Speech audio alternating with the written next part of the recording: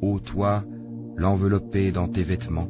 Lève-toi pour prier toute la nuit, excepté une petite partie, sa moitié ou un peu moins, ou un peu plus, et récite le Coran lentement et clairement.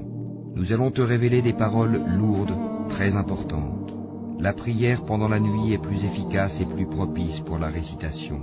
Tu as dans la journée à vaquer à de longues occupations. Et rappelle-toi le nom de ton Seigneur et consacre-toi totalement à lui, le Seigneur du levant et du couchant. Il n'y a point de divinité à part lui. Prends-le donc comme protecteur. Et endure ce qu'ils disent, et écarte-toi d'eux d'une façon convenable. Et laisse-moi avec ceux qui crient au mensonge et qui vivent dans l'aisance, et accorde-leur un court répit. Nous avons pour eux lourdes chaînes et enfer, et nourriture à faire suffoquer et châtiment douloureux. Le jour où la terre et les montagnes trembleront, tandis que les montagnes deviendront comme une dune de sable dispersée.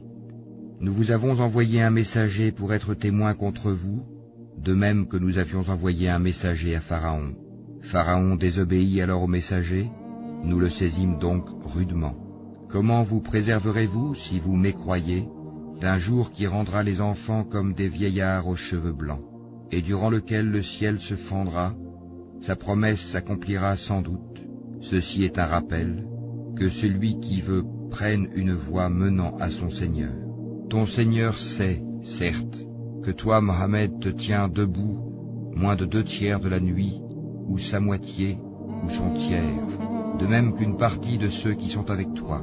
Allah détermine la nuit et le jour. Il sait que vous ne saurez jamais passer toute la nuit en prière. Il a usé envers vous avec indulgence. Récitez donc ce qui vous est possible du Coran. Il sait qu'il y aura parmi vous des malades, et d'autres qui voyageront sur la terre en quête de la grâce d'Allah, et d'autres encore qui combattront dans le chemin d'Allah. Récitez-en donc ce qui vous sera possible. Accomplissez la salat, acquittez la zakat, et faites à Allah un prêt sincère.